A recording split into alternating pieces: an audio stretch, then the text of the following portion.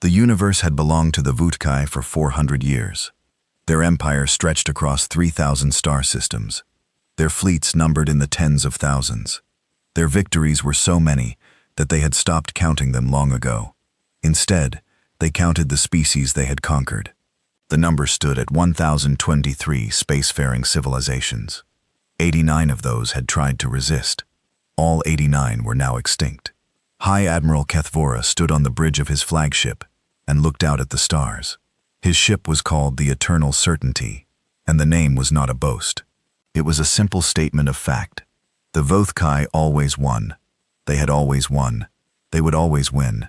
This was as certain as gravity, as reliable as the turning of planets around their suns.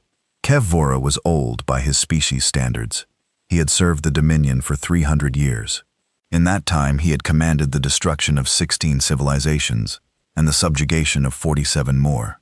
He had never lost a battle. None of his admirals had ever lost a battle. The very concept of defeat had become strange to the Vutkai, like a word from a dead language that no one remembered how to pronounce. His body was tall and thin, covered in smooth gray skin that shifted colors with his mood. His eyes were large and black, designed by evolution to see in the gentle light of his homeworld's twin moons. His hands had 4 long fingers each, delicate and precise, perfect for operating the holographic controls of Vutkai technology. The Vutkai had evolved on a world called Vit Prime. It was a paradise by any standard. The gravity was low, barely half of what most species considered normal. The temperature never varied more than 10 degrees throughout the year.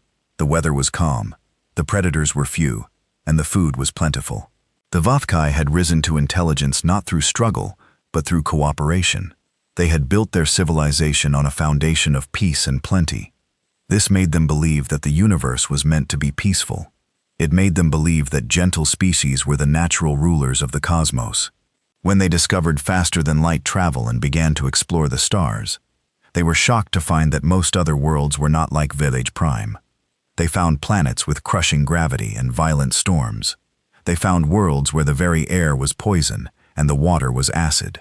They found places where the ground shook and the mountains spat fire. They called these places Deathworlds. The Vutkai could not understand how any intelligent species could evolve on such planets. They assumed that any creatures that survived such conditions would be primitive and broken, too busy fighting for survival to build anything worth noticing.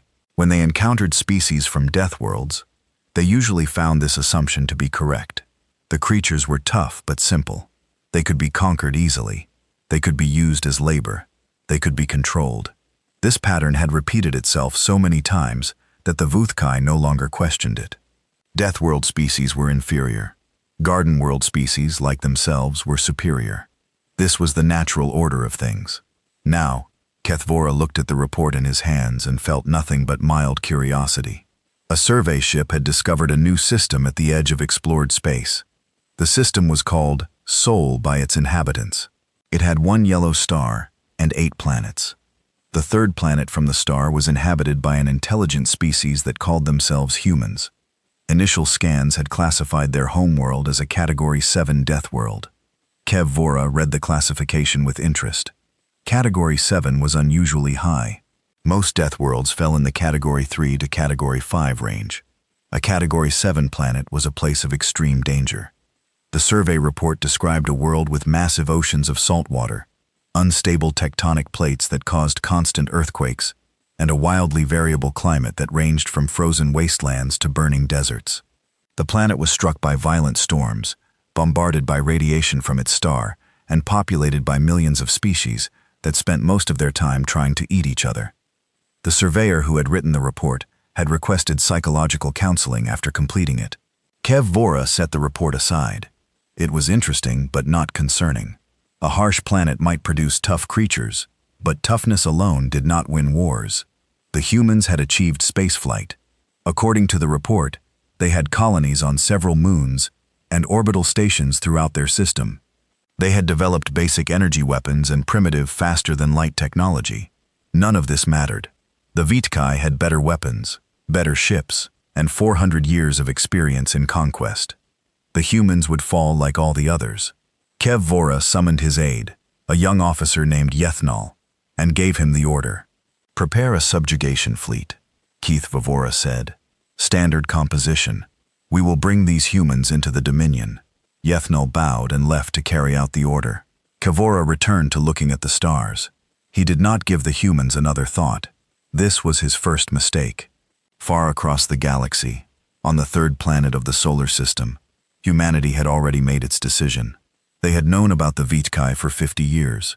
It had started with a single intercepted transmission, caught by a deep space listening post on the edge of the solar system.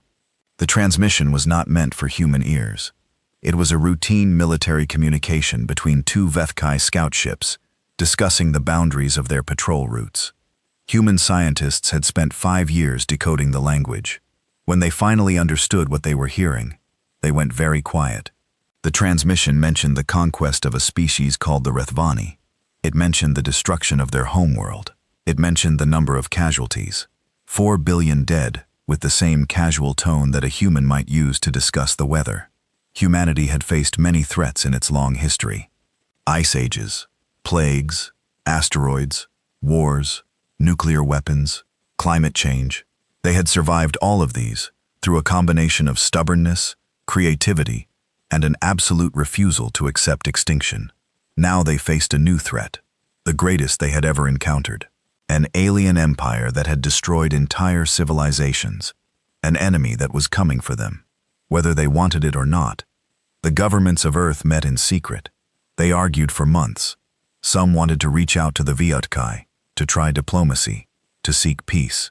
Others pointed out that the Vithkai had never shown mercy to any species they had encountered.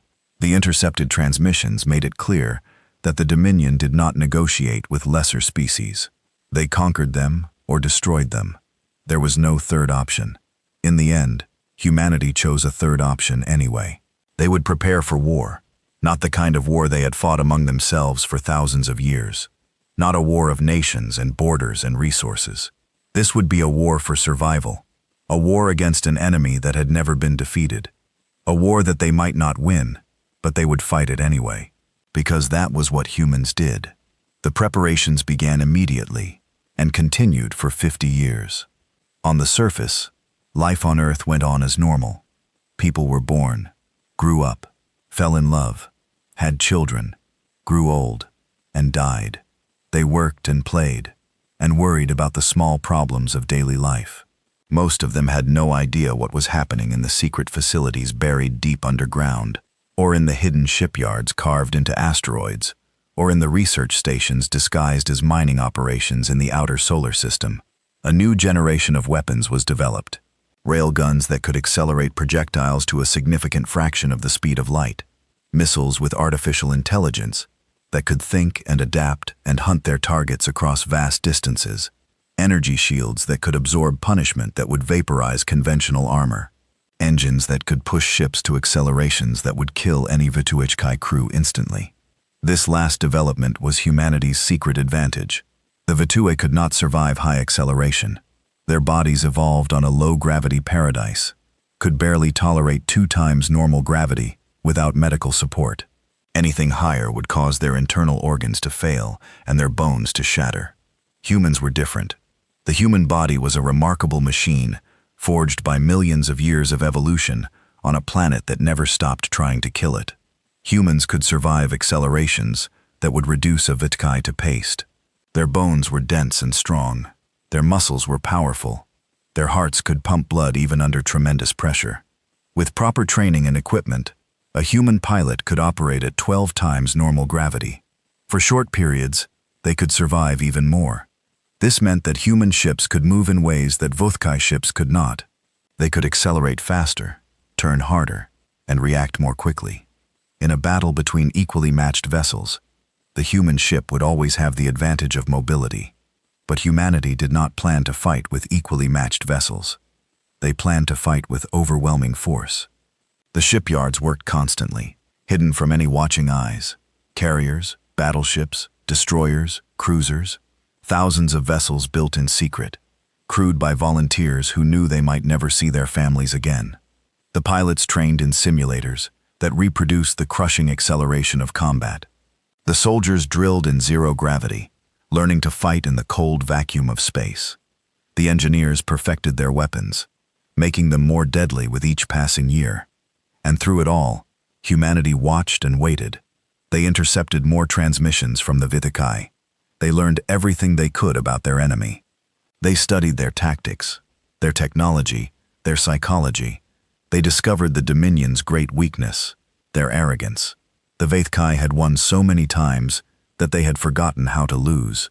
They had become predictable, following the same patterns of conquest that had worked for 400 years. They never adapted because they never needed to.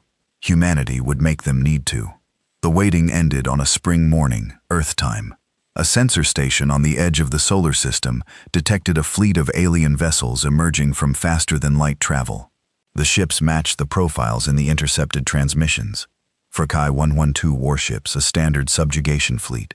The message was relayed to Earth Command in less than a minute, across the planet and throughout the solar system. Alerts began to sound in hidden facilities. Men and women who had trained for this moment their entire lives stopped what they were doing and went to their stations. Engines that had been cold for years began to warm up. Weapons that had never been fired were loaded and aimed. Humanity took a deep breath and prepared for war. But they did not attack immediately. The plan called for patience. Let the Vithkai come. Let them see the colonies, the stations, the obvious targets. Let them think that Earth was just another primitive civilization, another easy conquest. Let them underestimate humanity until it was too late. The Vithkai fleet moved through the outer solar system without resistance. They passed the gas giants and the ice dwarfs. They scanned the human colonies and orbital stations, cataloging targets for destruction. They sent reports back to High Admiral Keth Vora, confirming what he already believed. The humans were primitive. Their technology was inferior. Their defenses were laughable. Victory would be swift and total. Keth Vora read the reports and approved the standard subjugation protocol. First, destroy the outer colonies to demonstrate power. Then, approach the homeworld and demand surrender. If the humans refused, destroy their cities one by one until they changed their minds. If they still refused, exterminate them completely and move on to the next target. It had worked 1,012 times before. It would work again. The subjugation fleet approached the first target, a human colony on a moon called Titan. The colony was small, perhaps 10,000 inhabitants, built into the ice beneath the moon's thick atmosphere, a perfect target for demonstration. Fleet Commander Yethanol, now in charge of the operation, ordered his ships into attack formation. His weapons officers locked onto the colony. His communications officer prepared to broadcast the standard demand for surrender. Translated into the humans' primitive language, the broadcast was never sent. A single human vessel emerged from behind Titan's bulk. It was small and ugly, a crude design with none of the elegant curves of Vithkai architecture. Yethanol watched it appear on his tactical display and felt a moment of contempt. One ship against 112. The humans were even more foolish than he had thought. He gave the order to destroy it. The human ship accelerated. Yethanol's tactical officer made a strange sound, something between a gasp and a scream. The numbers on his display were impossible. The human ship was accelerating at 12 times standard gravity. No crew could survive such force. The ship had to be automated, a drone of some kind. But the ship was not moving like a drone. Drones followed predictable patterns, executing pre-programmed maneuvers. This ship moved with purpose and creativity. It weaved between the Vithkai formation, avoiding weapons fire by margins so small that they should have been impossible. It was being piloted by something that could survive 12 gravities. The human ship opened fire. Its weapons were unlike anything in the Vithkai database. Railgun slugs traveling at speeds that defied tracking. Missiles that changed course mid-flight, predicting evasive maneuvers before they happened. The first Vi cruiser exploded before its crew even understood they were under attack. The second followed 3 seconds later, then the third, then the fourth. Yethanol screamed orders at his officers. Concentrate fire! Bracket the target! Use overwhelming force! His ships responded, filling space with energy beams and explosive projectiles. The human vessel danced through the storm of destruction, taking hits that should have killed it and continuing to fight. 7 Vithkai cruisers died in 11 minutes. Finally, a lucky shot breached the human ship's reactor. The vessel went dark, spinning out of control, trailing debris and atmosphere. Yet felt a moment of relief. It was over. They had won. Then his boarding team reported what they found in the wreckage. The pilot was still alive. The human was broken and bleeding, trapped in a crash couch, designed to protect fragile bodies from impossible forces. Both of his legs were shattered. Several of his ribs had punctured his lungs. He was dying, and he knew it, but he was smiling. The HFY soldiers surrounded him, their weapons raised, their eyes wide with something that might have been fear. One of them activated a translation device and asked the human why he was smiling, why he had attacked an entire fleet with a single ship, why he had thrown his life away for nothing. The human laughed. Blood bubbled on his lips, his eyes bright blue and filled with pain, and something else. Something fierce and joyful met the eyes of his captors. "That was just the border patrol," he said. Then he died. Yethnal received the report and felt a cold sensation spreading through his body. It was not fear. The HFY did not feel fear. They had no need for such emotions. But it was something close, something that whispered warnings in a language he did not want to understand. He sent a message to High Admiral Kethvora, requesting reinforcements. The request was granted. The second fleet was dispatched. Then the third, then the eighth. More and more ships poured into the Sol system, and more ships died. The humans fought like nothing in Dominion history. They ejected into vacuum without suits and survived for minutes. They overloaded their own reactors to take enemies with them. They laughed as they died. And through it all, Earth remained untouched, waiting, preparing for what was coming next. The war had been going on for 3 months, and the HFY were learning what fear felt like. Fleet Commander Yethnal stood on the bridge of his new flagship and watched another squadron die. The human attack had come from nowhere, as they always did. A group of small ships had emerged from the shadow of an asteroid, fired their weapons in a coordinated burst that lasted less than 30 seconds, and then vanished back into the darkness before his fleet could respond. 3 cruisers destroyed, 500 crew members dead, and not a single human vessel lost. This was not how war was supposed to work. Yethnal had studied military history. He knew how conquests were meant to unfold. The superior force arrived. The inferior force recognized its position. Negotiations happened, or they did not. Either way, the outcome was determined by numbers and technology. The side with more ships and better weapons won. This was simple mathematics. It had never failed. The humans did not seem to understand mathematics. They refused to gather their forces for a proper battle. They refused to defend fixed positions. They refused to do anything that made sense. Instead, they attacked from ambush, struck vulnerable targets, and disappeared before retaliation could arrive. They used asteroids and moons and debris fields as cover. They turned the entire solar system into a maze of death, and they never stopped. Yethnal had destroyed 14 human vessels in the past month. His intelligence officers estimated that humanity had lost perhaps 1,000 soldiers. These were significant numbers. By all reasonable standards, the humans should be seeking peace. Their position was hopeless. They could not win, but they kept fighting. Worse, they were getting better. The first human attacks had been brave but clumsy. The pilots had taken unnecessary risks, made tactical errors, died when they could have survived. Now, the attacks were precise and professional. The humans were learning from every engagement, adapting their tactics, improving their technology. Each battle made them more dangerous than the last. Yethnal did not understand how this was possible. The HFY had 400 years of experience. They had perfected their methods of warfare over countless campaigns. How could these primitives from a death world improve so quickly? The answer came from an unexpected source. A human pilot had been captured during a recent engagement. Her ship had been disabled by a lucky hit to the engines, and she had been taken alive before she could trigger her self-destruct system. She was brought before Yethnal for interrogation. Her name was Commander Sarah Chen. She was 34 years old. She had been flying combat missions since the war began. According to her ship's records, she had personally destroyed 11 HFY vessels.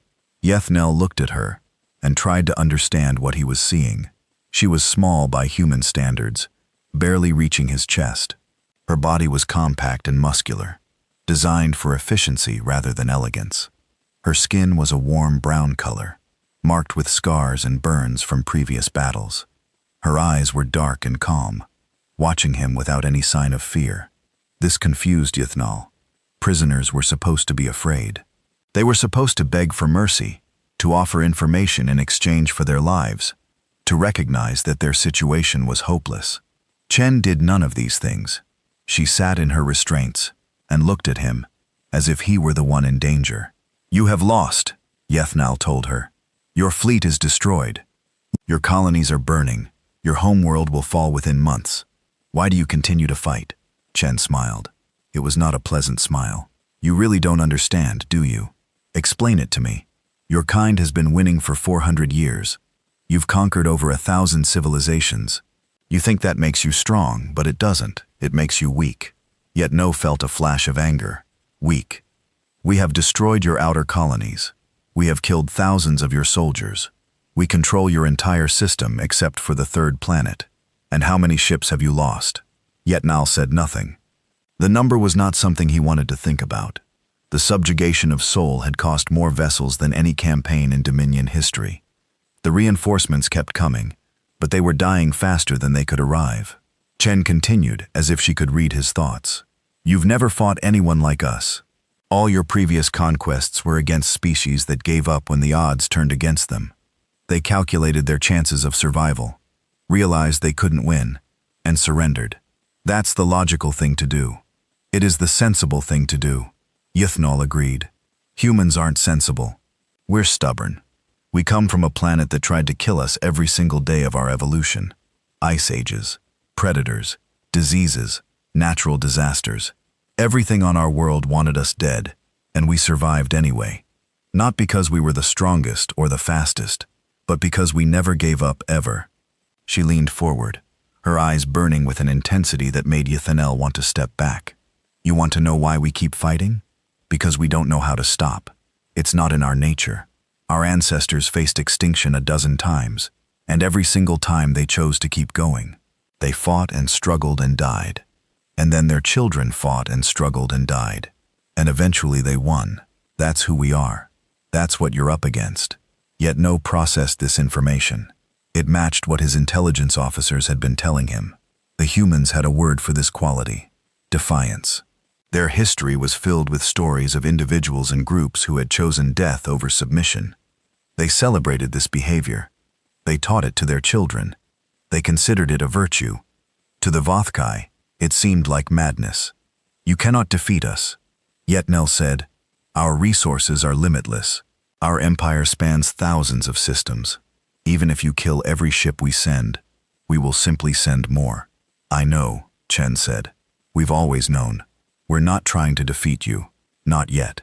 "Then what are you trying to do?" "We're buying time." Yithnal felt that cold sensation again, the one that was not quite fear. "Time for what?" Chen's smile widened. "You'll find out," she said. Nothing more. Yithnal ordered her taken to a holding cell and returned to his command duties. But her words stayed with him, echoing in his mind, during the quiet hours when he should have been resting. Buying time.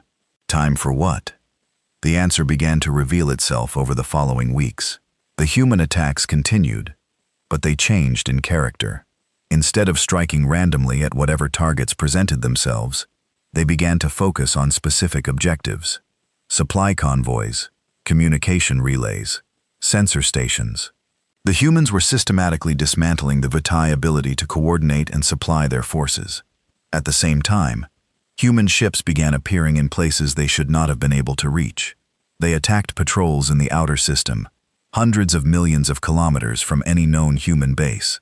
They ambushed convoys in transit, intercepting them at points that should have been impossible to predict. They seemed to know exactly where the Vithkai forces would be before they arrived. Yithnal ordered a comprehensive review of his communication security. What he found made his blood run cold. The humans had broken Vithkai encryption. Not just broken it, mastered it. They had been reading every message, every order, every intelligence report for months. They knew the position of every Vothkai ship. They knew the timing of every supply convoy. They knew the contents of every strategic discussion. And they had used this knowledge to devastating effect. The mathematics of the war suddenly looked very different. The Vothkai were not fighting a desperate enemy making random attacks.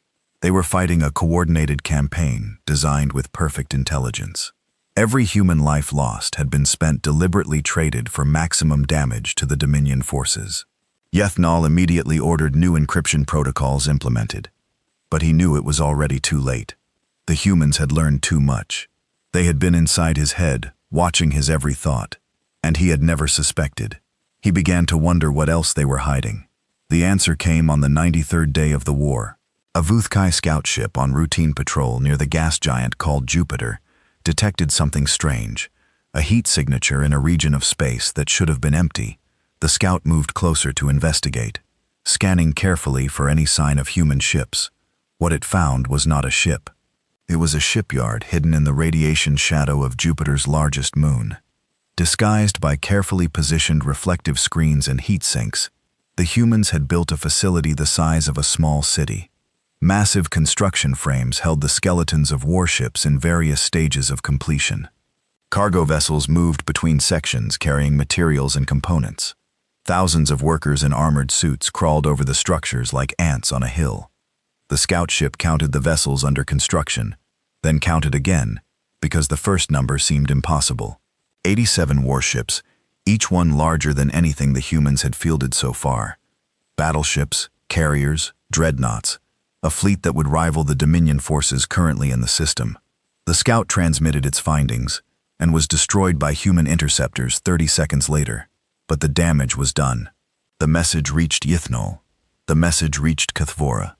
The message reached the high command of the Vothkai Dominion. The humans were building an armada. This changed everything. The Vothkai strategy had been based on the assumption that humanity's industrial capacity was limited. Destroy their colonies, blockade their homeworld, and they would eventually run out of ships and ammunition. But the Jupiter facility proved that assumption wrong. The humans had been building in secret for years, maybe decades. The forces currently fighting were not their full strength. They were a delaying action. Buying time, Chen had said. Now Yethnal understood.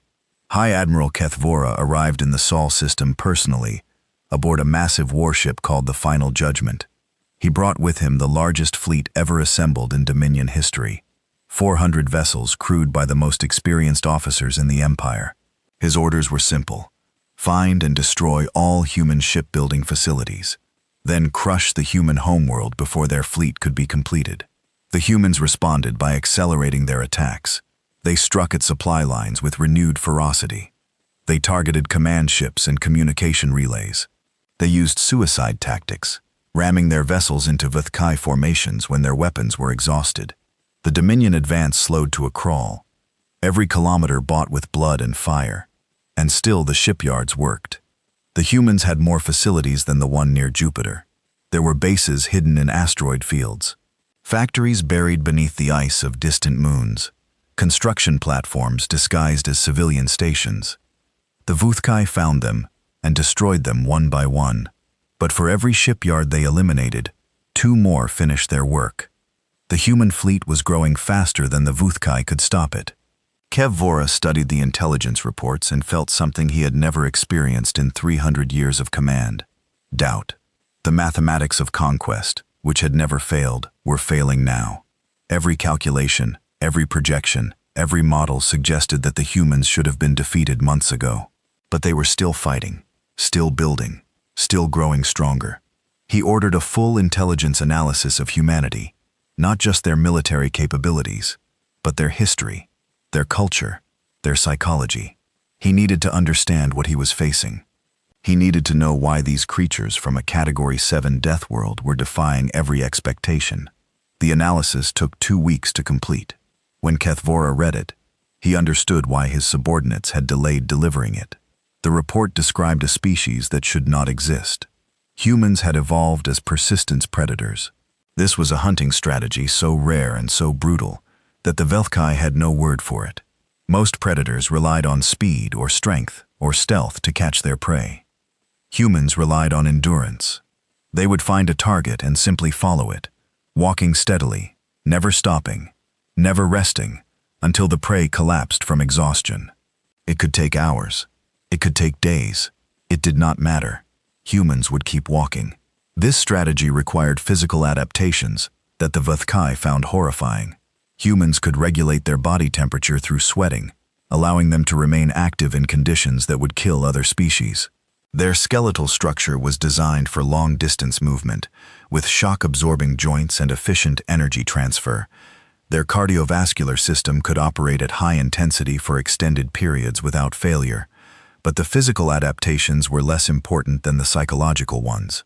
Persistence hunting required patience. It required absolute dedication to a goal. It required the ability to ignore pain and fatigue, and the voice in your head telling you to stop. Humans had evolved these traits over millions of years, until they became part of the species' fundamental nature. They did not give up. They did not stop. They did not surrender. These concepts were foreign to the deepest levels of their psychology. The report went on to describe human history, and this was where Kethvora truly began to understand what he was facing. Humans had fought each other constantly throughout their existence. War was not an occasional event for them, but a continuous state. They had developed weapons of devastating power, including devices that could destroy entire cities in a single explosion. They had used these weapons on each other. They had killed hundreds of millions of their own kind, in conflicts over territory and resources and ideology. And yet, they had survived. Not just survived, but thrived. Their population had grown to 8 billion individuals.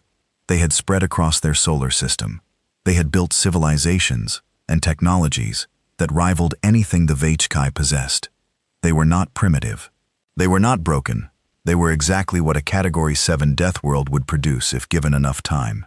They were apex predators, and the Vuthkai had made them angry. Kethvora set down the report and looked out at the stars. For the first time in his long life, he was not certain of victory. The humans were not just fighting for survival.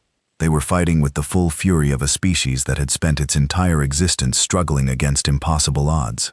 They had turned their planet's hostility into strength. They had transformed their brutal history into experience. They knew how to fight. They knew how to suffer. They knew how to endure. And they were just getting started. The message arrived from Earth the next day. It was transmitted on all frequencies in all languages. Impossible to ignore or intercept. You have attacked our colonies. You have killed our people. We gave you the chance to withdraw. You did not take it. What follows is not war. It is consequence. The Armada launches in 30 cycles. Kethvora read the message 3 times. Then he began preparing his defenses.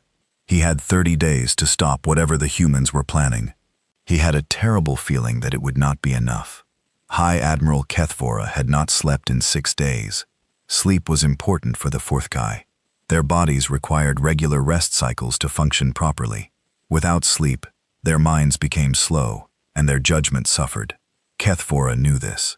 He understood that he was operating at reduced capacity. But every time he closed his eyes, he saw the numbers. 30 days until the human armada launched. 29 now. 28. Each cycle that passed brought them closer to something that Kethvora did not want to name. He had fought wars for 300 years. He had never been afraid of any enemy. But the humans had put something cold and heavy in his chest. Something that pressed against his hearts and made breathing difficult. He would not call it fear. He refused to call it fear. The Dominion fleet had gathered in defensive positions around the inner solar system. 400 warships, the largest force ever assembled under a single command. They had created overlapping fields of fire, established kill zones, deployed weapons platforms capable of cracking moons. Any attacking force would have to fight through layer after layer of destruction to reach them. It should have been more than enough. The humans, according to all intelligence estimates, could field perhaps 200 vessels, half the Dominion numbers. The mathematics were clear, but the mathematics had been clear at the beginning of this war too, and the mathematics had been wrong. Kethvora stood in his command center and reviewed the latest intelligence reports. His officers moved around him, speaking in hushed voices, avoiding his eyes. They could feel the change in him. The certainty that had defined his command for 3 centuries was gone. replaced by something harder and more desperate. "Admiral," said his intelligence chief, a careful female named Vithsara, "we have completed the cultural analysis you requested. Show me." Vithsara activated a holographic display. Images appeared in the air. Scenes from human history, translated documents, statistical analyses. Kavora studied them with the intense focus of someone looking for a weapon. "Human warfare differs fundamentally from our own," Vithsara began. "They do not fight for conquest or resources as we do. They fight for concepts, abstract ideas that they consider worth dying for." "What kinds of concepts?" "Freedom, honor, revenge, loyalty to family and tribe, the defense of their young." Vithsara paused, choosing her words carefully. "They have a word that does not translate well into our language. The closest equivalent would be home. It refers not just to a physical location, but to an emotional attachment to a place, and the people in it. Humans will fight to the death to protect their home. It is not rational behavior, but it is universal among them. Keith Vavora considered this. We are threatening their home, their planet. Yes, Admiral. And according to our analysis, this will make them more dangerous, not less. When humans perceive a threat to their home, they do not calculate odds or consider surrender. They enter a psychological state that their scientists call fight or flight. In this state, their bodies become stronger and faster.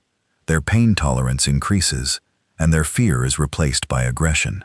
They become more effective fighters when cornered, significantly more effective. Our tactical models have been adjusted to account for this factor.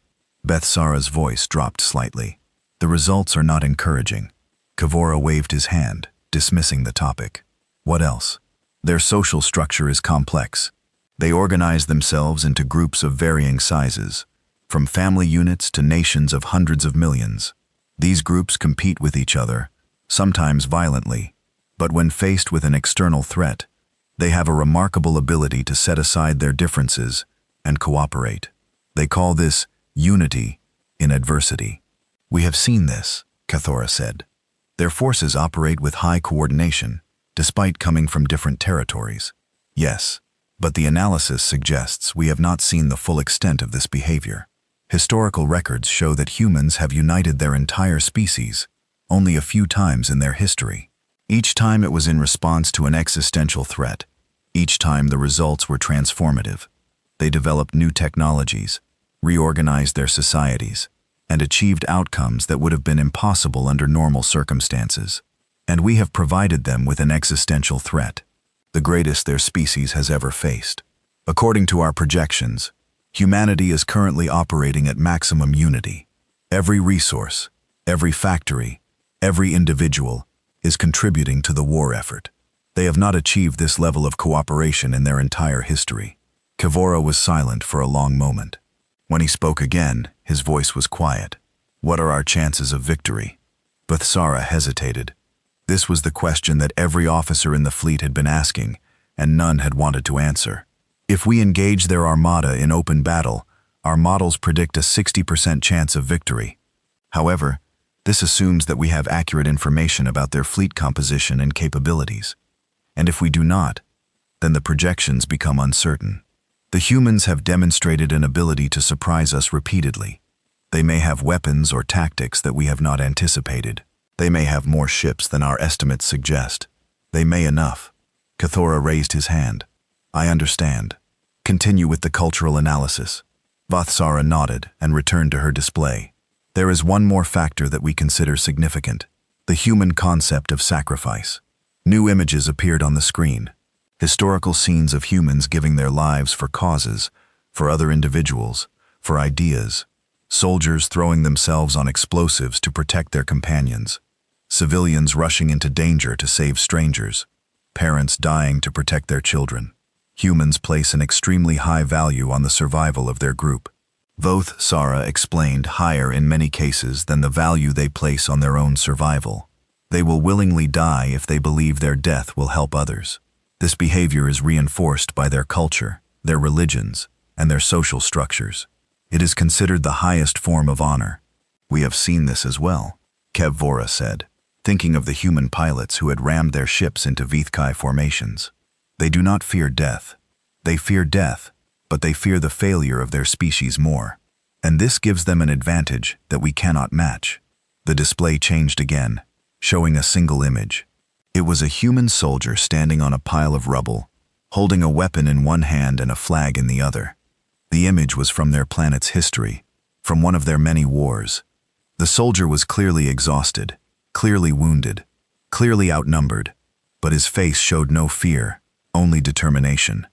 This image is famous in human culture.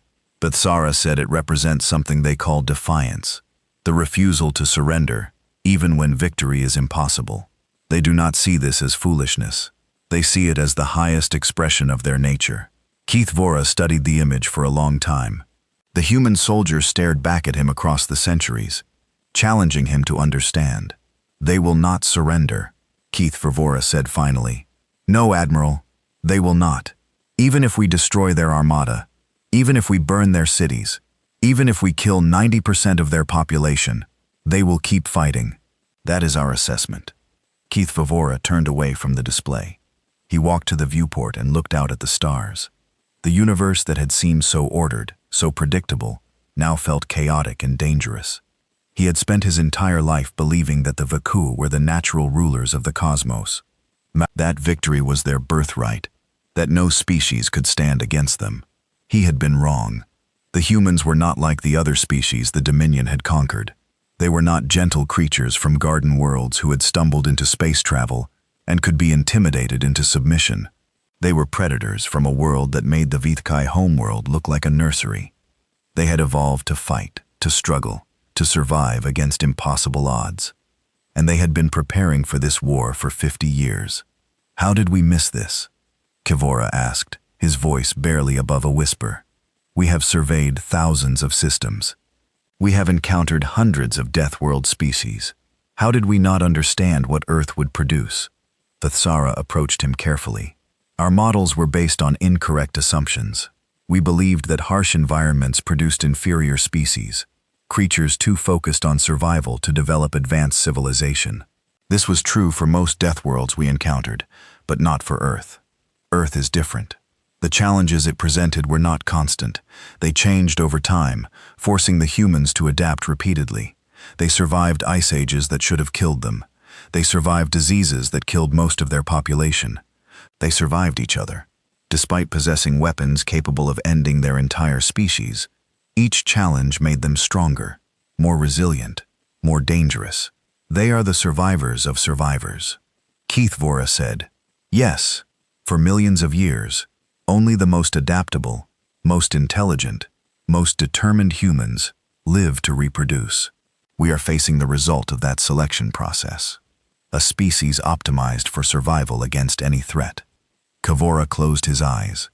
The weight of 300 years pressed down on him. All his victories, all his conquests, all his certainties had led him to this moment, to a war he was no longer sure he could win. What would you recommend? He asked. Bethsara was silent for a moment. When she spoke, her voice was careful and measured. Withdrawal.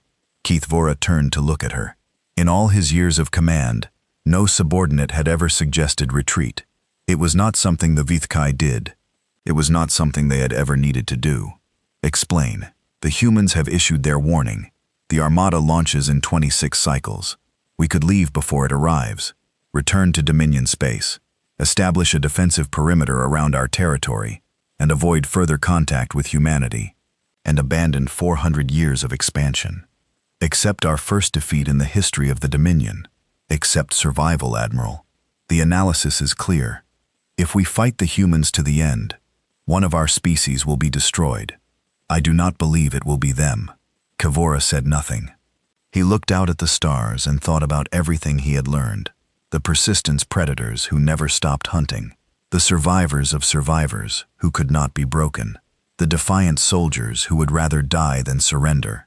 And he thought about his own people. The gentle Vithkai, who had risen to power on a paradise world, who had conquered the galaxy because no one had been able to stop them, who had never faced an enemy that truly threatened their existence. For the first time, he wondered if the Vithkai deserved to rule the stars. They had built their empire on the suffering of others, destroying civilizations that refused to submit, exterminating species that dared to resist. They had done this because they could, because they were strong and others were weak. But they were not strong. They had never been tested. They had won their victories against opponents who were already broken, already defeated by their own gentle natures. The Phi-Kai had never fought anyone who was truly willing to die, rather than kneel, until now. "I will not retreat," Cathora said. "Finally, the Dominion does not retreat. If I order a withdrawal, the High Council will remove me from command and send someone else to finish this war. The result will be the same. We will fight the humans. We will discover if 400 years of victory have made us as strong as we believe, and if they have not." Kethvora did not answer. Instead, he turned back to the viewport and watched the stars.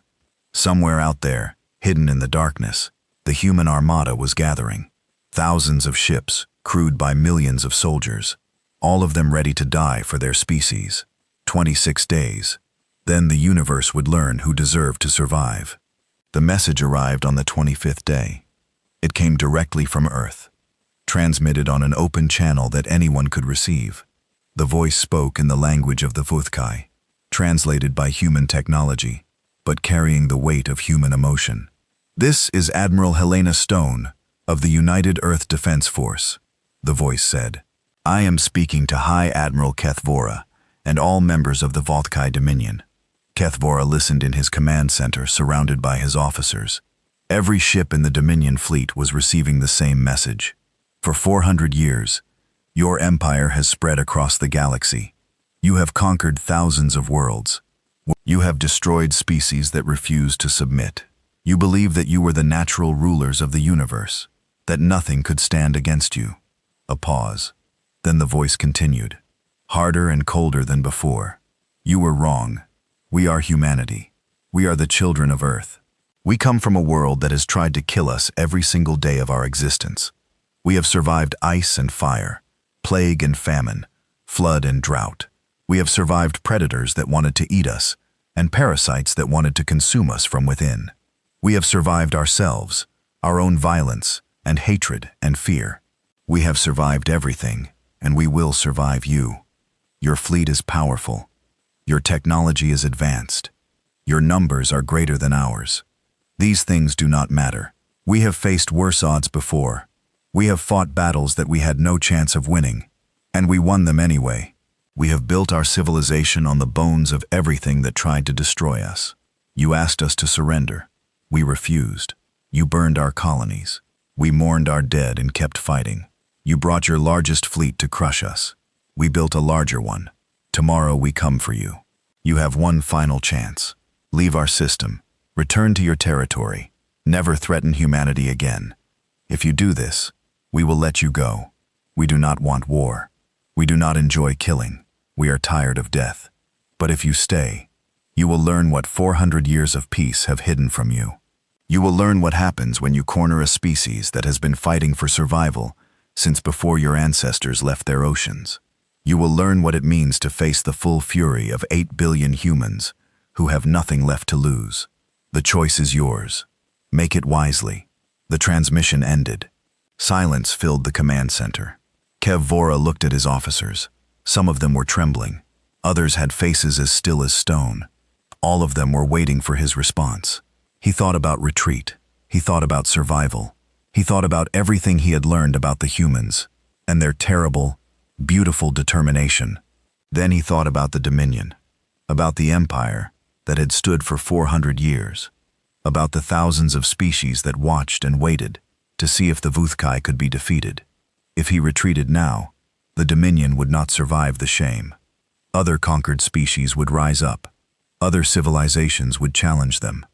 Everything they had built would crumble. The Vuthkai had created their empire by never showing weakness. If they showed it now, they would have nothing. "We stay," Kethvora said. "We fight.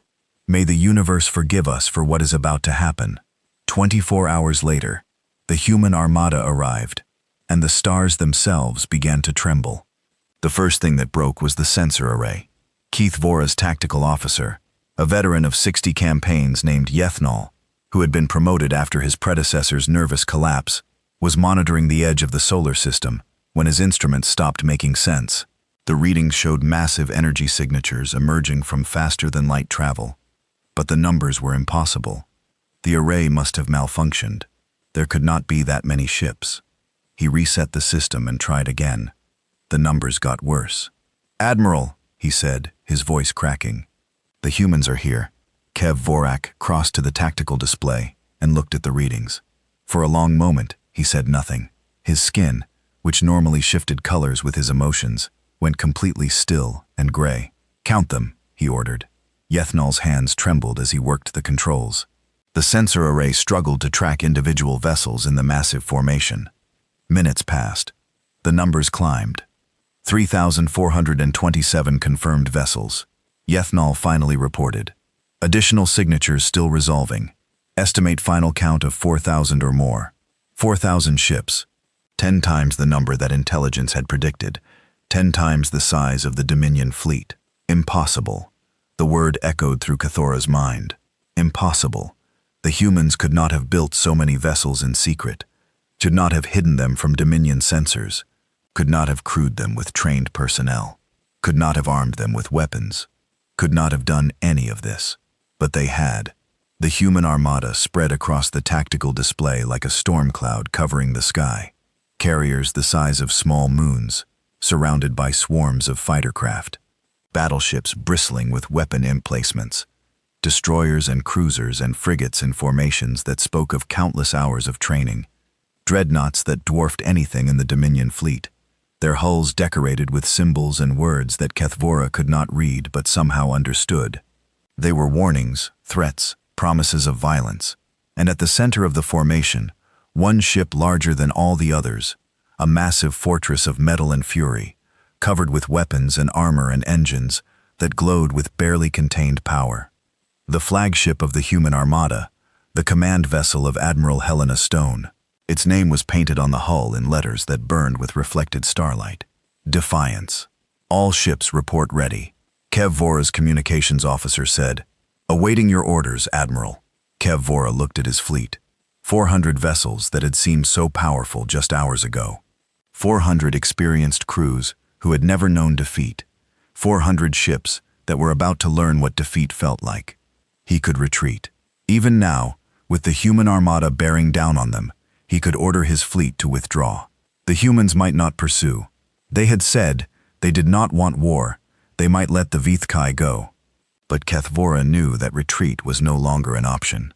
Not because of pride or duty or the expectations of the High Council, but because the humans would not let them go. Not really. The Dominion had shown that it was willing to exterminate entire species. The humans would never feel safe while the Vethkai existed. This war would continue until one side or the other was destroyed. Better to fight here, where the Dominion had prepared defenses and established positions. Better to make the humans pay for every kilometer they advanced. Better to die with honor than to run and be hunted down like prey. "All ships," Kethvora said, his voice steady despite the trembling in his hearts. "Engage the enemy." The Battle of Saul began with fire. The Dominion weapons platforms opened up first, unleashing a barrage of energy beams and missiles that should have devastated any approaching fleet. The firepower was immense, capable of destroying moons, scorching planets, ending civilizations. The human armada flew straight into it. Ships exploded in the first seconds of contact. Human vessels vanished in balls of fire and debris, their crews dying before they could react. Dozens of them. Scores, 100. The Dominion officers watched their displays with grim satisfaction. This was how war was supposed to work. Superior firepower destroying inferior enemies. But the humans did not stop. They did not slow down. They did not break formation, or scatter, or retreat. They accelerated. The human ships pushed their engines to maximum power, racing toward the Dominion positions at speeds that should have been impossible. They absorbed the punishment from the weapons platforms and kept coming when their shields failed. They kept coming when their hulls breached and their crews died in the vacuum. They kept coming, and then they were through the outer defenses, and the real battle began. Keith Favora had studied human tactics for months. He had prepared his fleet for their speed, their aggression, their willingness to take losses. He had established overlapping fields of fire and coordinated defense zones. He had done everything right. None of it mattered. The humans did not fight like any enemy the Vithkai had ever faced. They did not form neat lines or follow predictable patterns. They swarmed like insects, attacking from every direction at once. Small ships darted between larger vessels, drawing fire and creating openings. Bombers made attack runs on Dominion cruisers, launching torpedoes at point-blank range and spinning away before the return fire could catch them. Fighters engaged in dogfights that filled space with burning wreckage. And through it all, the human battleships advanced, their massive guns tearing through Dominion defenses like claws through flesh. The first Dominion cruiser to fall was the Eternal Vigilance. Its shields collapsed under concentrated fire from 3 human destroyers, and then a wave of missiles struck its engine section. The explosion was visible from across the battle zone, a brief sun that marked the death of 800 crew members. The second cruiser fell 30 seconds later, then the third, then the fourth. Kevvora watched his fleet die around him and felt the ground of his certainties crumbling beneath his feet. His ships were fighting well. They were scoring hits, destroying human vessels, following their training. But for every human ship they killed, 2 more took its place. The armada was simply too large, too fast, too aggressive. "Admiral," his tactical officer said, his voice hollow, "we have lost 87 vessels. Human losses estimated at 230. They are breaking through our outer perimeter. 87 ships. 20% of his fleet gone in less than an hour. At this rate, the Dominion force would be destroyed within 4 hours, maybe 3. Pull back to the secondary defensive line," Kithvora ordered. "All ships, concentrate fire on their capital vessels. Ignore the small craft." The order was executed, but it changed nothing. The human armada adapted instantly, repositioning their forces to counter the new Dominion tactics. They sent their smaller ships forward in waves, absorbing the concentrated fire, while their battleships maneuvered into optimal attack positions. It was as if they could read Kethvora's mind, anticipating his orders before he gave them. Then he remembered they had broken Vithkai encryption months ago. They probably knew his tactical doctrines better than his own officers did. He ordered emergency communication protocols, switching to backup systems that should be secure. It helped a little. The humans adapted a little slower, but they still adapted. They still pressed forward. They still killed his ships faster than he could kill theirs. 3 hours into the battle, the Dominion fleet had been reduced to 212 vessels. The humans had lost approximately 600, but they still had more than 3,000 ships on the field, and more were arriving every hour. Reinforcements from hidden bases, from secret facilities, from a manufacturing capacity that the Dominion had never suspected existed. Kevvora realized that he was not fighting a battle. He was fighting a species. The entire human civilization had mobilized for this war. Every factory, every shipyard, every able-bodied adult had contributed something to the armada. The ships he was fighting were not just military assets. They were the combined determination of 8 billion beings who refused to be conquered, and they were magnificent. Even through his despair, Kethvora could not help but admire what he was seeing. The human pilots flew their ships with a skill and creativity that defied belief. They took impossible shots, made impossible maneuvers, survived impacts that should have destroyed them. Their coordination was perfect, their communication flawless. They fought like a single organism, with thousands of bodies, each one knowing exactly what the others were doing. This was what a death world produced. This was what millions of years of evolution had created. A species so optimized for survival that even the mightiest empire in the galaxy could not destroy them. The end came slowly, and then all at once. Kevvora's flagship, the Eternal Certainty, took its first major hit. 6 hours into the battle, a human dreadnought named Revenge caught them in a crossfire with 2 heavy cruisers. The Certainty's shields held but barely. The second salvo breached the hull in 3 places. The third killed the engine room crew and reduced their speed by half. "Admiral," his communications officer said, "we are receiving a transmission from the human flagship. Put it through." Admiral Helena Stone's face appeared on the screen.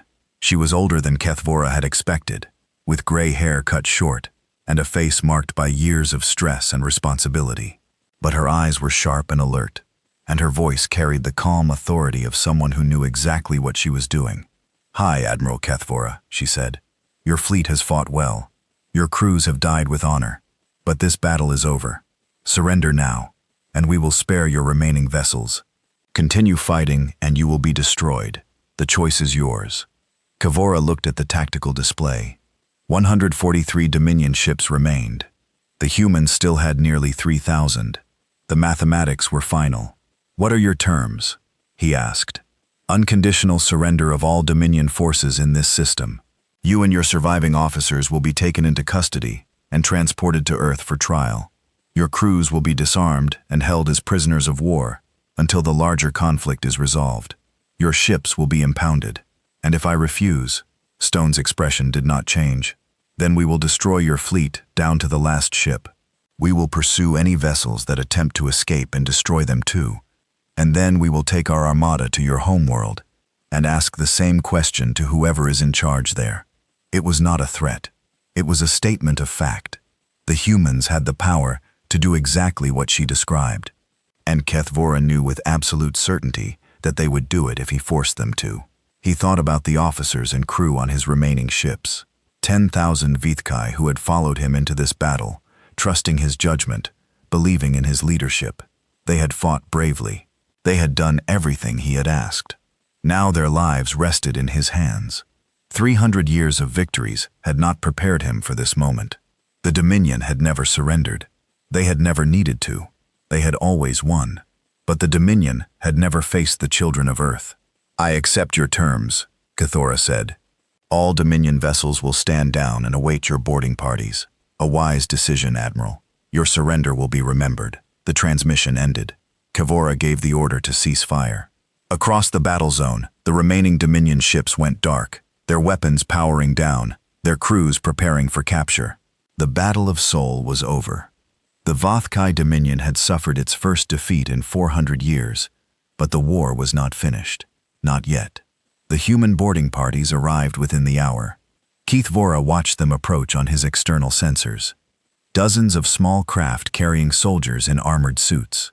They moved with the same efficiency and coordination that characterized everything the humans did. Within minutes, they had breached the Certainty's airlocks and begun securing the ship. The first humans Kethvora saw in person were a squad of Marines who entered his command center, with weapons raised and eyes alert.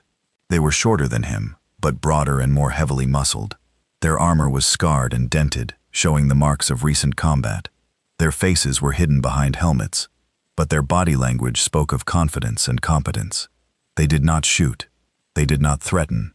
They simply moved through the room with careful precision, disarming the Vithkai crew and securing critical systems. One of them approached Kethvora and removed their helmet. It was a woman. Her skin was dark, her hair was short, and her eyes were brown and tired. She had a scar on her left cheek that looked like it had been made by a blade. "Hi, Admiral Kethvora," she said. "I am Major Nadia Okonkwo of the United Earth Marines. You are now a prisoner of war. You will be treated humanely in accordance with Earth conventions on the treatment of captured combatants. Do you understand?" "I understand," Kethvora said. "Do you have any medical needs that require immediate attention?" The question surprised him. He had expected brutality, or at least coldness. Instead, the human was asking about his health, as if she cared. "No," he said. "I am uninjured." "Good. Please come with me. Admiral Stone wishes to speak with you before you are transferred to a holding facility." Kethvora was led through the corridors of his own ship, past the bodies of crew members who had died in the battle and the survivors who were being rounded up by human soldiers. The Marines treated everyone with the same professional efficiency. They were not cruel. They were not gentle. They simply did their jobs.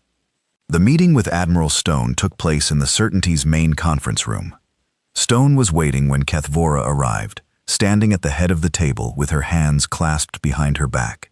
She was smaller than he had expected, barely reaching his shoulder, but her presence filled the room. "Hi, Admiral," she said.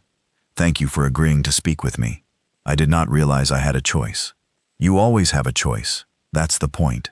She gestured to a chair. Kethvora sat. Stone remained standing. Your dominion has conquered over 1,000 species in the past 4 centuries. Stone said, you have destroyed entire civilizations that refuse to submit. You came to our system expecting to do the same to us. Do you understand why you failed? Because you were stronger than we expected? Because your ships were better and your numbers were greater? No. Stone shook her head. We won because we were willing to die. Every pilot in that armada knew they might not survive today. They flew anyway. Every soldier on these boarding teams knew they might be killed. They came anyway. We did not win because we were stronger. We won because we were more determined. She walked around the table, her eyes never leaving Cathvora's face. Your empire was built on fear. You conquered species because they were afraid to die. They looked at your fleets and your weapons, and they calculated their chances of survival. When the numbers looked bad enough, they surrendered. You taught the galaxy that submission was the path to survival. It was rational. Cathvora said it was cowardice, and it created an empire of cowards, including you. The words stung, but Cathvora did not argue. She was right. He had never faced an enemy that truly threatened him. He had never had to dig deep and find the will to fight despite the odds. He had floated through 3 centuries of easy victories, believing that he was strong when he was simply unchallenged. You have a choice, Stone continued. Your dominion has a choice. You can surrender unconditionally and face justice for your crimes. Your empire will be dismantled. Your conquered species will be freed. Your leaders will stand trial.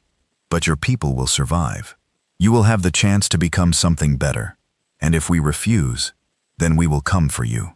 We will bring our armada to your homeworld and your colonies and every system you control. We will fight until one of us is destroyed. And I promise you, Admiral, it will not be us. She leaned forward, her eyes burning with an intensity that made Cathvora want to look away. We come from a world that tried to kill us every single day. We have been fighting for our survival since our ancestors first stood upright. Your 4 centuries of victories mean nothing to us. We have been at war since the beginning of our species. You cannot outlast us. You cannot outfight us. You can only choose how this ends. Cathvora looked at this human woman, this creature from a Category 7 death world who had just destroyed the greatest fleet in Dominion history. He saw the determination in her eyes, the absolute refusal to accept defeat. He understood finally what his intelligence reports had been trying to tell him. The humans did not fight because they thought they could win. They fought because they could not imagine doing anything else. They fought because fighting was what they were, and they were giving him a choice. After everything his people had done, all the species they had destroyed, all the civilizations they had exterminated, the humans were offering mercy, not because they were weak, because they were strong enough to be generous. I will recommend that the High Council accept your terms, Cathvora said. I cannot guarantee they will listen, but I will try. Stone nodded. That's all we ask. She turned to leave, then paused at the door. Admiral, for what it's worth, your fleet fought well. You lost because you faced something you had never encountered before, a species that would rather die than submit. Remember that when you speak to your council, remember what it cost us to win this battle. Remember that we did not want this war, but we were willing to fight it, and we always will be. She left. Cathvora sat alone in the conference room, surrounded by the wreckage of his certainties, and wondered what kind of galaxy the humans would build on the ashes of his empire. The surrender came 17 days after the Battle of Sol. Cathvora had been returned to Dominion space under human escort, carrying a message from Admiral Stone and the evidence of what had happened to his fleet. The journey took 8 days at faster-than-light speeds, 8 days of silence, of staring at the walls of his cabin, of trying to find the words that would convince the High Council to accept defeat. He did not know if he could succeed. The Fithkai had never surrendered. The concept was foreign to their culture, their history, their very nature. For 400 years, they had been the conquerors. They had never imagined being the conquered. But Cathvora had seen the human armada. He had watched his fleet die around him. He had looked into the eyes of Admiral Stone and understood that the humans were not bluffing. They would come for the Dominion. They would bring their ships and their soldiers and their terrifying determination. And they would not stop until one side or the other was destroyed. The High Council met on Feth's Prime in the Great Chamber. where all major decisions had been made for 10,000 years. 27 counselors, the most powerful individuals in the Dominion, sat in a circle around Kavora as he gave his report. He told them everything: the size of the human armada, the speed and skill of their pilots, the unbreakable will of their soldiers, the offer of mercy that came with the promise of total war. He held nothing back. He did not try to minimize the defeat or suggest that victory might still be possible. He told them the truth, and the truth was simple. The humans were stronger. The Dominion could not win. The Council argued for 6 days. Some wanted to fight. They could not accept the idea of surrender.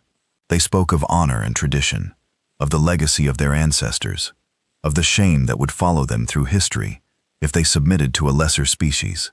They proposed desperate strategies, secret weapons, alliances with other civilizations that might stand against the human threat. Others were more practical. They had studied the intelligence reports. They had seen the recordings from the Battle of Seoul. They understood that the humans were not a lesser species. They were something new, something terrifying, something that the Dominion had never encountered in 4 centuries of conquest. And some simply wanted to survive. The Dominion had built its power on the backs of conquered species. Those species were watching now, waiting to see what happened. If the Vatkai fought and lost, those conquered peoples would rise up. The empire would tear itself apart from within. In the end, survival won. The vote was close, 15-12, but it was enough. The Voithkai Dominion accepted the human terms: unconditional surrender, dismantling of the military, liberation of all conquered species, war crime trials for leaders who had ordered the destruction of civilizations. Kevvora was among those put on trial. He stood before a panel of human judges and admitted everything: the species he had conquered, the civilizations he had destroyed, the billions of beings who had died under his command. He did not ask for mercy. He did not make excuses. He simply told the truth and accepted whatever judgment the humans saw fit to deliver. They did not execute him. They did not imprison him for life. Instead, they assigned him to a rehabilitation program, where former Dominion officers learned about the cultures they had destroyed and worked to make amends. He spent 10 years in that program, listening to survivors, studying the histories of extinct species, trying to understand the full scope of what his people had done. It changed him, not slowly, but completely. The admiral who had commanded the destruction of 16 civilizations became something else, something smaller and sadder, but also something more honest. He learned to feel shame. He learned to feel regret.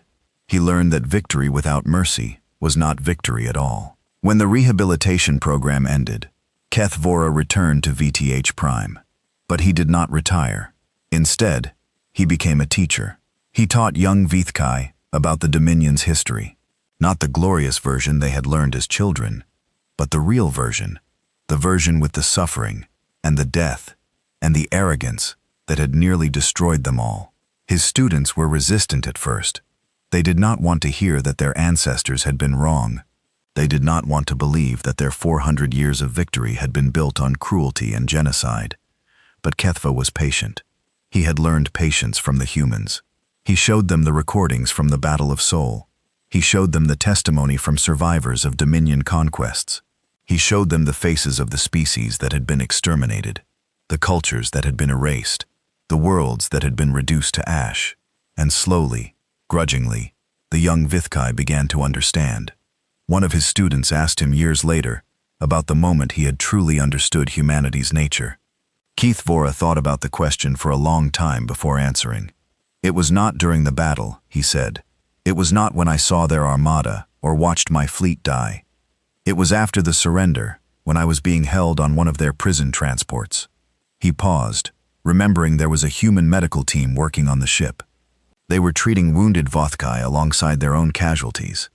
I saw a human doctor, a young woman, spend 3 hours saving the life of a Vothkai officer who had killed her brother in the battle. She knew who he was. She had seen his name on the combat records, but she treated him anyway, because that was her duty, and because she believed that every life had value. I asked her why. Why help the enemy? Why save someone who had taken so much from her? She looked at me and said, "Because we're better than that. Because if we become like you, then you've already won. Even if we destroy your whole empire, we didn't fight to become conquerors. We fought to stay free, and freedom means choosing to be good, even when it hurts. Kethvora's eyes were distant, lost in memory. That was when I understood. The humans had not defeated us because they were stronger, or faster, or more numerous. They had defeated us because they were better. They had every reason to hate us, to want revenge, to treat us the way we had treated others. But they chose mercy instead, not because they were weak, but because they understood something we had never learned. What was that? The student asked. That true strength is not the ability to destroy. It is the wisdom to choose not to. The galaxy changed after the war. The Dominion was dismantled. Its military disbanded. Its conquered species freed. Some of those species chose revenge, launching attacks on Vethkai colonies and settlements. The humans intervened, protecting former enemies from former victims, trying to build a peace that would last. It was not easy. 400 years of conquest had created deep wounds. Species that had lost everything to the Dominion did not forgive easily. Some never forgave at all. But the humans were patient, and they were determined. And slowly, painfully, a new order began to emerge. The Galactic Council was formed 30 years after the war.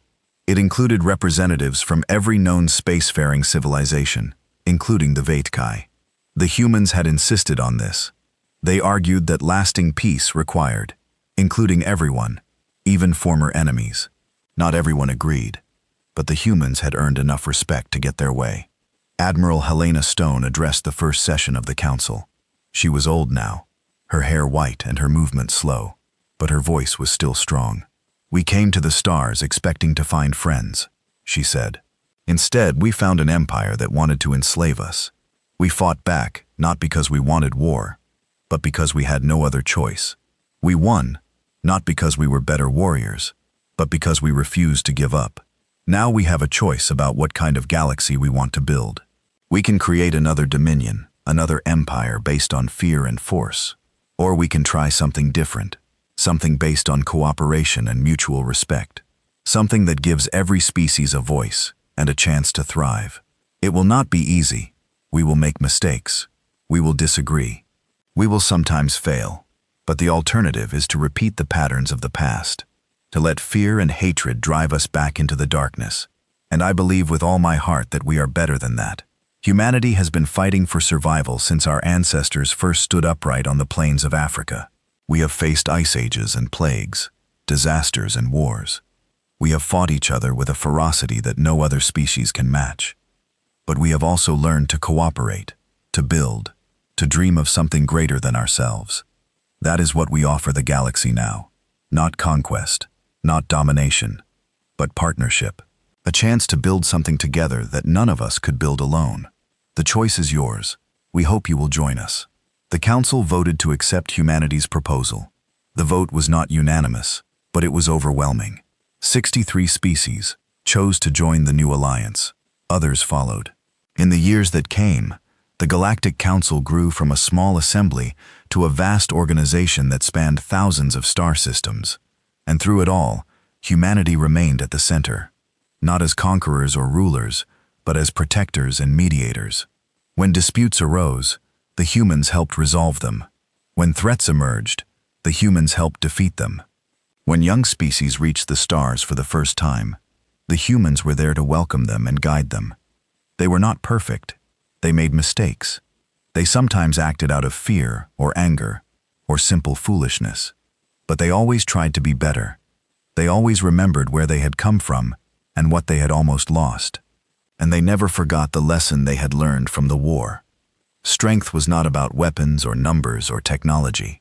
Strength was about the will to keep going when everything seemed hopeless, the determination to fight for what mattered, the courage to choose mercy when revenge would be so much easier. The humans had earned the right to rule the galaxy through force. They had chosen not to exercise that right, and in doing so, they had created something far more powerful than any empire. They had created hope, 100 years after the war. Kethvora died peacefully in his sleep. He was the last surviving Dominion admiral, the final witness to an age that had passed into history. His funeral was attended by representatives from dozens of species, including humans, who had traveled across the galaxy to pay their respects. Admiral Stone had died years before, but her granddaughter spoke at the ceremony. She told the story of the war, of the surrender, of the unlikely friendship that had grown between the human admiral and her Vithkai counterpart. She spoke of the lessons they had learned together, the work they had done to build a better galaxy, the hope they had shared for the future. Keith Vora spent the last decades of his life teaching young people about the mistakes of the past. She said he believed that understanding those mistakes was the only way to avoid repeating them. He told his students that the Dominion had fallen not because the humans were stronger, but because the Vithkai had never learned to see other species as equals. They had assumed that their 400 years of victory made them superior. It made them blind. He often spoke of a saying that emerged among the younger species after the war, a warning that was passed from civilization to civilization, a reminder of what had happened when the Dominion faced the children of Earth. She paused and looked out at the assembled mourners. Humans and Vithkai, former enemies and current allies, all gathered to honor a being who had been transformed by defeat into something greater than he had ever been in victory. "Count your victories carefully," she said, "and pray you never face the children of Earth." Keith Vora taught his students that this saying was wrong, not in its facts, but in its spirit. He said that the real lesson of the war was not that humanity was dangerous, but that every species deserves respect, that you should never assume you understand an enemy until you have walked in their world and seen through their eyes, that the universe is vast and strange and full of wonders that cannot be conquered or controlled. He believed that the galaxy was better because of the war, not because of the death and destruction, but because of what came after, the healing, the cooperation, the slow, painful work of building something new from the ashes of something old. He was a conqueror who learned to be a teacher, an admiral who learned to be a peacemaker, a Vithkai who learned to see humans not as enemies, but as partners in the great work of making the galaxy a better place.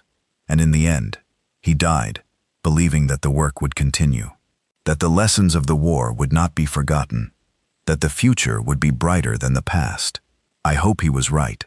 I believe he was right. And I think if he could see us now, all of us gathered here together, he would know that his hope was not misplaced. The ceremony ended. The mourners dispersed.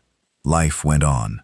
But in the halls of the Galactic Council, and in the classrooms where young beings learned about history, and in the stories that parents told their children before sleep, the memory of the war endured, the memory of a galaxy that had been ruled by fear and transformed by courage, the memory of an empire that had fallen and a species that had risen, the memory of the humans, the children of Earth, the Deathworlders who had refused to die, and the lesson that they had taught the universe. That true strength was not found in conquest or domination. That lasting peace required mercy as well as victory. That the greatest power in the cosmos was not the ability to destroy, but the wisdom to build. The humans had come from a world of death and created a galaxy of life. They had faced an enemy that had never been defeated and broken them with kindness as much as with force. They had earned the right to rule through strength and chosen instead to lead through example. And the stars themselves, which had once trembled at the coming of the Deathworlder armada, now shone with the light of 1,000 civilizations working together toward a future that none of them could have imagined alone. This was the legacy of humanity. This was the gift they gave to the galaxy. This was the meaning of victory in the end. It was not the countless battles won by the Vithkai that would be remembered. It was the single battle they had lost, and the wisdom that had grown from that defeat. It was the courage of the humans who had refused to surrender, and the mercy they had shown when they won. It was the fragile, precious hope that had emerged from the ashes of war, and the slow, steady work of building it into something lasting. The universe was vast and old and indifferent to the struggles of the tiny creatures who lived within it. But those creatures had learned to work together. They had learned to trust each other. They had learned that even the deepest wounds could heal, given time and care, and the stubborn refusal to give up. And somewhere on a small blue planet orbiting a yellow star, the descendants of the first humans looked up at the night sky and saw not the cold darkness of space, but the warm glow of civilizations that had once been enemies and were now friends. They had done it against all odds, against all expectations. They had done it. They had survived. They had won. And they had built something worth surviving for. The story of humanity was not over. It would never be over. Not as long as there were stars to explore and mysteries to solve and beings to meet. But the first chapter, the chapter of war and fear and desperate struggle, had ended. And the next chapter, the chapter of peace and hope and endless possibility, had just begun.